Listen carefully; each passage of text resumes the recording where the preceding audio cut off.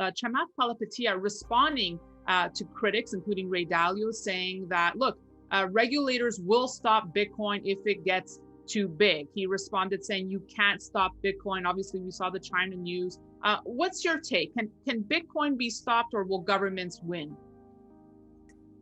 You know, it's a great debate. However, the productivity enhancements that are available through cryptocurrencies and the entire infrastructure of decentralized finance are far too interesting for even governments. I don't think the US government wants to fall behind in the development of new payment systems and services online that are being brought forward by the development in all kinds of centralized and decentralized finance systems. And so I don't see a situation where crypto is ever going away. Now, as far as being an investor in crypto, I tell people this all the time that ask me. I've declared recently by the end of the year, I'm hoping to be at 7% of our operating company's portfolio in cryptocurrencies, in addition to level 1 and level 2 blockchains. And so I'm investing in a wide range of different crypto products as a strategy. But the idea that that governments all around the world are going to synchronize and make Bitcoin illegal, I think is far-fetched.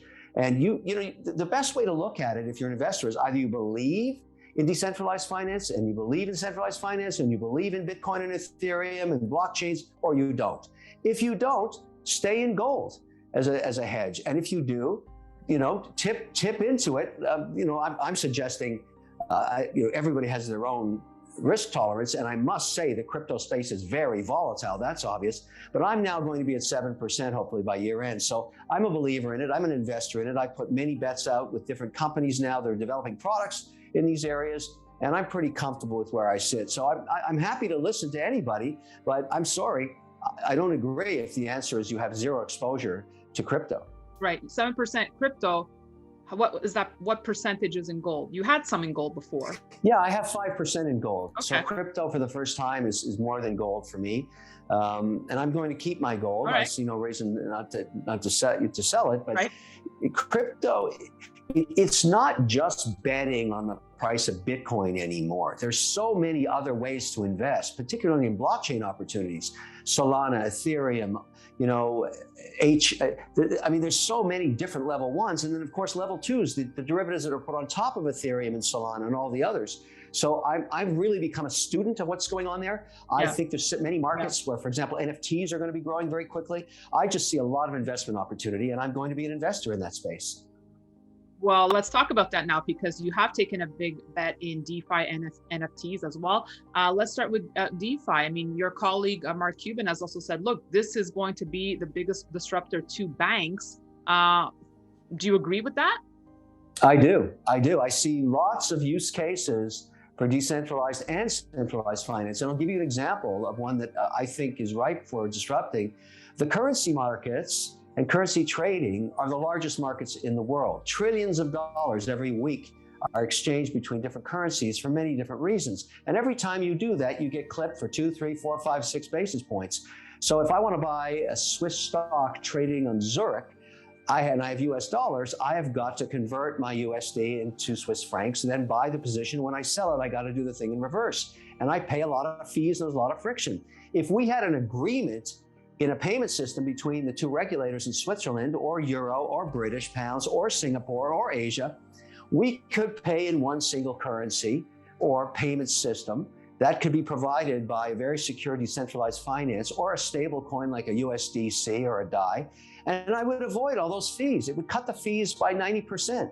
And I think the pressure to do that will continue to grow now that we have the technology in ledger-based blockchains where we can actually track these trades in perpetuity. And so, yes, I believe there'll be disruption. Yes, I think a lot of currency traders are going to lose their jobs over the next few years. And I think that's a good thing. It makes the whole system better, faster, more transparent, more secure, and above all, much cheaper, lower cost. Going back to Chamath, another point he brought up is that Bitcoin has officially replaced gold. Of course, he's going to say that.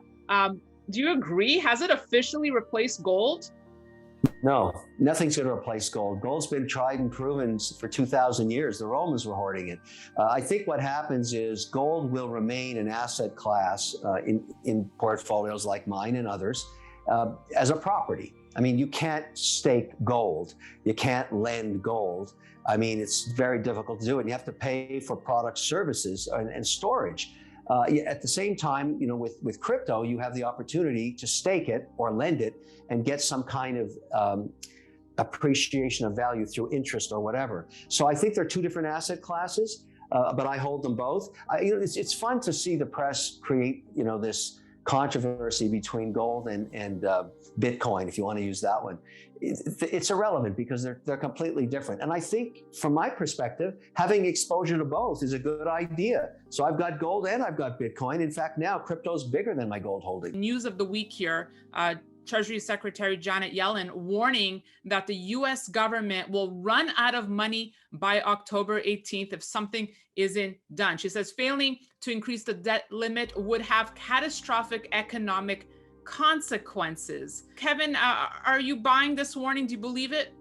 No, neither is the market. We've seen this movie before so many times. You can't even sell tickets to it anymore. Nobody cares. They know they're going to work it out. Everybody understands the huge debate going on, between the two different proposals. One, the infrastructure, the 1.2 trillion, and then of course the $3.5 trillion social programs. These are all happening at the same time. So you've got a boiling cauldron of debate. And the market is sort of jaundiced to this kind of thing. They know a compromise will be worked out in every situation. It's almost sad that, politicians have to waste so much time dancing around like this when everybody knows it's complete, I mean, it's just, and that's why the market doesn't care. It doesn't care. It's seen it's so often. But look, this is the nature of where we are today. Very divisive. Clearly, the parties don't agree on anything. Nothing gets done. And in some ways, the market likes that. And I think it's sort of healthy that they force each other to get realistic. Because almost, this $3.5 trillion proposal is insane. It would make tax rates be so uncompetitive versus the global economy that it really can't happen. And most rational politicians know that. And Kevin, speaking about dancing around, Fed Chair Jerome Powell coming out this week saying that the inflation he spoke of perhaps is not transitory. Now, why skirt around this issue? Why not just be straight up with the public? They're hedging their bets on one specific issue.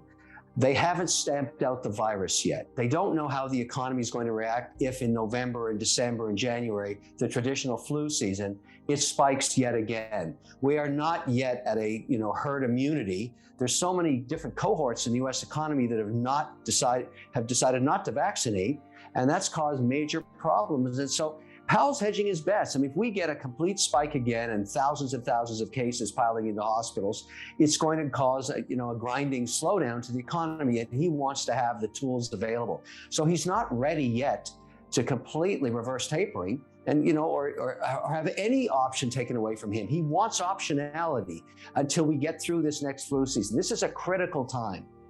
What about this talk of minting a $1 trillion platinum coin? Basically, it would be deposited at the Fed to pay off outstanding treasury bonds and not have to worry about the debt limit. Is that a possibility we could see, or just makes a good headline? No, it makes a great headline. Chance of that happening, practically zero. All of these radical ideas generally make a lot of press and go online, and sometimes they're reconsidered fake news. But at the end of the day, that's not generally how he would react. I mean, the economy itself right now isn't doing too badly. Consumer demand is pretty good. People are managing around COVID-19 and the Delta, variant. So I think there's a lot of ways to play this out, but really it's a 90-day window. So if you're an investor, get ready for more volatility. But you can watch these metrics come day by day. And of course, we have to get through the debt ceiling thing. And then we've got to resolve, how we're going to sign. The bipartisan support for the infrastructure package should get signed. But, the more progressive elements of the Democratic Party want to tie it to the social spend. And I don't think that's going to happen. Everyone's alluding to, get ready. You said volatility, that we could possibly see a correction in U.S. equities, 10%, 20%, whatever. Where do you stand on that? People have been calling for the correction of 10 to 20% for 3 years now. And there's tremendous amount of liquidity in the market. The economy is doing quite well. There's a lot of stimulus in Europe as well as we have here. Another 1.2 trillion coming into the market. It's really hard to see that correction with that much stimulus. I mean, that's really why we're at where we're at. We've never, ever in 200 years seen this amount of basically free money coming to the market. So I'm a little cautious about calling for a 20% correction. Anything can happen, of course, particularly if Delta came back in a vicious form.